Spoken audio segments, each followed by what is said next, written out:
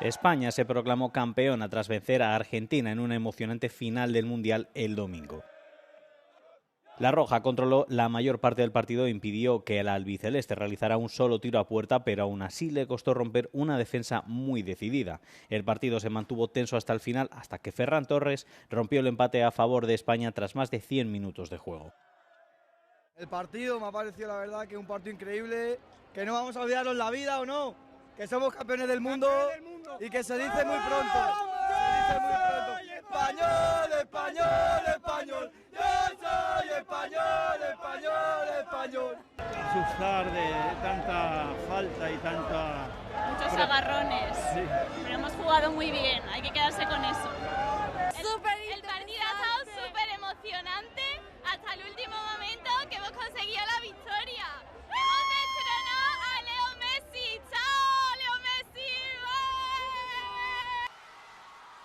Aunque Argentina se despertó en los últimos compases, su empuje final no fue suficiente para impedir que España se proclamara campeona del mundo por segunda vez. La fiesta, que no se limitó solo al fútbol gracias a un espectáculo sin precedentes en el descanso, fue disfrutado por 80.000 espectadores en el estadio y unos 1.800 millones de telespectadores en todo el mundo.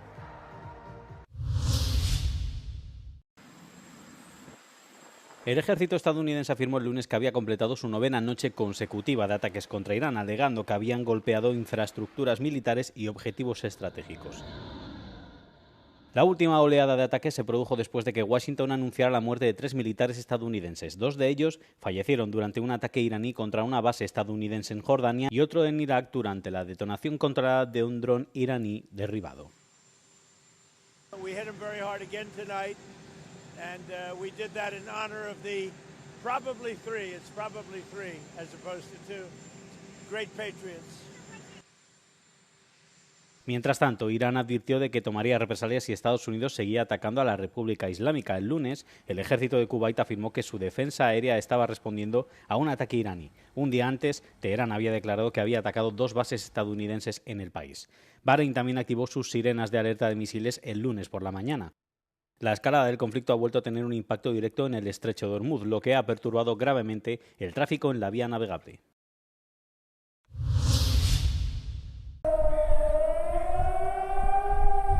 A las 5:30 de la madrugada del lunes sonaron las sirenas antiaéreas en todas las ciudades de la parte libre de Chipre con motivo del aniversario del 20 de julio de 1974, fecha en la que Turquía lanzó su invasión de la isla. El alto el fuego acordado unos días después del 20 de julio resultó ser temporal, mientras que para entonces Turquía ya había puesto bajo su control aproximadamente el 3% del territorio chipriota. En agosto de 1974 se llevó a cabo la segunda fase de la operación, conocida como Atila II, durante la cual las fuerzas turcas ampliaron su control en la parte norte de la isla y llegaron a ocupar el 36% del territorio chipriota. Las organizaciones internacionales, incluidas las Naciones Unidas, han destacado en ocasiones las violaciones relacionadas con el desplazamiento de la población, los asentamientos y la obstrucción del retorno de los grecochipriotas desplazados a sus propiedades. La República de Chipre sigue siendo el único Estado miembro de la Unión Europea con parte de su territorio bajo ocupación y la cuestión chipriota permanece sin resolver desde hace más de medio siglo.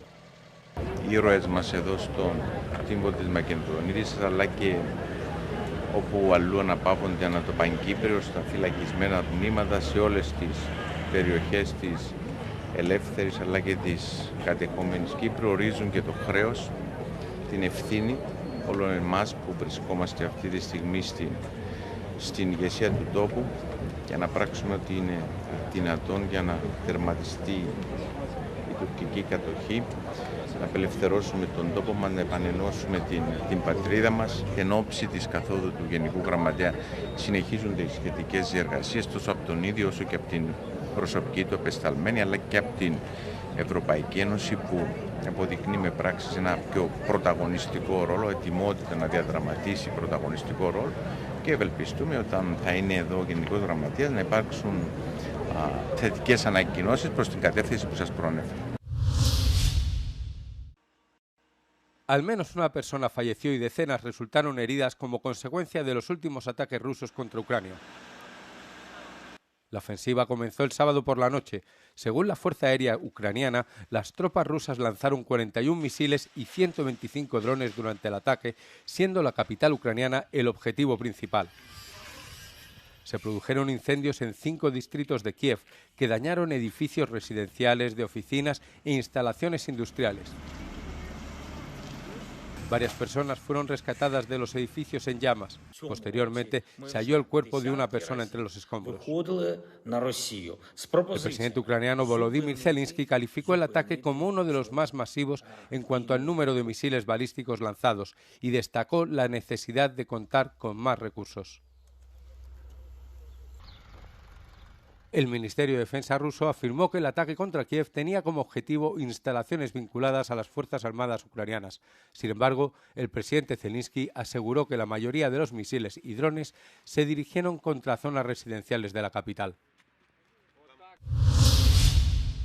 En París están estudiando la construcción y la rehabilitación sostenibles como una posible solución al aumento de las temperaturas en las ciudades europeas. En junio, una ola de calor extraordinaria azotó Europa, batiendo récords de temperatura y provocando más de 2.000 muertes solo en Francia, según las autoridades francesas. La construcción de edificios y su ocupación representan alrededor del 35% de las emisiones de gases de efecto invernadero en la Unión Europea. En este contexto, el arquitecto parisino Adrien Poulain explica por qué la construcción sostenible genera emisiones de gases de efecto invernadero a un ritmo mucho menor. L'éco-construction a l'avantage d'être décarbonée, c'est-à-dire qu'elle emmagasine beaucoup moins d'énergie dans ses techniques, dans sa fabrication, dans les matériaux également. Il demande moins de transport, moins de transformation, et donc effectivement, ça permet de répondre notamment aux engagements pris por el Acuerdo de París. La Agencia Europea de Medio Ambiente afirma que los edificios representan el 42% del consumo energético de la Unión Europea, en gran parte destinado a la calefacción y a la refrigeración, lo que convierte el diseño de los edificios en un factor clave para el ahorro energético. Un ejemplo es esta biblioteca construida en 2025 a las afueras de París, en Les Chancoux, que permaneció abierta durante la ola de calor de junio sin aire acondicionado. Gaëlle Laudermontier, directora de la biblioteca Simone Veil, describe las condiciones en el interior del edificio durante la ola de calor. Alors,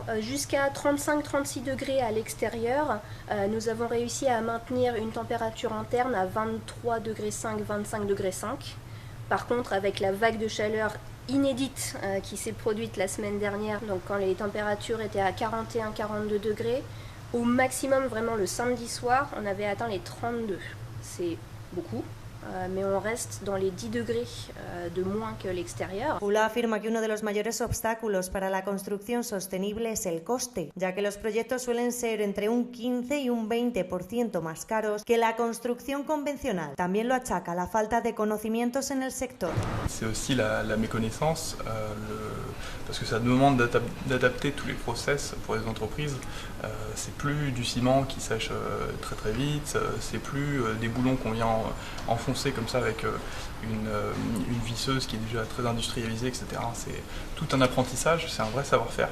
El teniente alcalde de Vivienda de París afirma que la ciudad solo ha utilizado aislantes de origen biológico en las renovaciones de edificios públicos desde 2020, pero añade que los propietarios de segundas residencias siguen siendo un obstáculo clave para las reformas privadas. Il y a près de 30% des logements privés qui sont des logements vacants ou des résidences secondaires, donc les propriétaires de résidences secondaires qui sont nombreux dans les bouilloires, dans les quartiers anciens du centre de Paris où il y a beaucoup de bouilloires thermiques.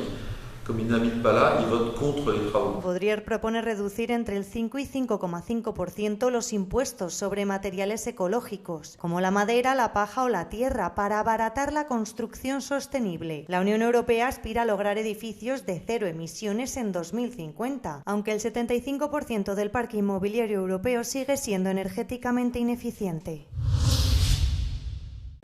Respire hondo. Visitar el Museo de la Comida Repugnante de Berlín requiere una buena dosis de valor y mucho estómago.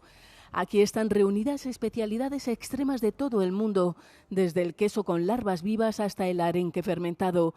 Lo que para muchos resulta repulsivo, para otros es un auténtico manjar. El museo juega con los límites del asco para invitar a descubrir cómo cambian nuestras percepciones sobre la comida y hasta qué punto el rechazo hacia ciertos alimentos está condicionado por la cultura, las costumbres y el entorno. Alexandra Bersteiner es la directora del museo. Wir wollen zeigen, dass Ekel etwas ist, was uns alle betrifft, genauso wie dass es kulturell bedingt ist, aber auch evolutionsbiologisch und das anhand von etwas, was wir im besten Fall 3-mal täglich tun, nämlich am Essen und dass verschiedene Kulturen verschiedene Sachen präferieren oder auch es sich so durch die Zeit entwickelt hat und da wollen wir eigentlich Vorurteile abbauen. Aquí presentan unos 100 alimentos insólitos de todo el mundo, como los huevos centenarios, los sesos de mono o el tiburón putrefacto. Todo un desafío para los sentidos, cuyo objetivo no es solo provocar rechazo, sino invitar al visitante a cambiar de perspectiva. En el museo se puede mirar, oler e incluso para los más valientes es posible degustar algunas especialidades, como hormigas y saltamontes, que en países de Centroamérica se comen a la plancha. I do not want to try the insects, so I tried a couple of these things. The salted licorice, I was not a fan of.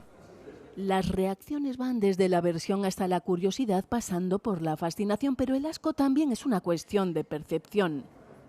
Ich glaube, die gängigste Emotion ist eher eine Überraschung, dass es vielleicht gar nicht so eklig ist, wie man es erwartet hat. Dass man mit so einem kleinen Gefühl hierher kommt, von wegen, ich lasse mich jetzt schockieren und ich werde mich vielleicht übergeben müssen und dann aber merkt, so eklig ist es gar nicht. Según dicen, este museo es un buen sitio para una cita a ciegas. Also wir haben tatsächlich die Erfahrung gemacht, dass wir ein guter Ort sind für ein erstes Date und dass man sich gemeinsam dann halt über etwas drüber traut, was man sich sonst so nicht drüber trauen würde. Lo que para algunos supone superar su umbral personal de asco, para otros es parte de la vida cotidiana, una tradición y hasta un manjar. A veces lo único que hace falta son las ganas de dar el primer bocado.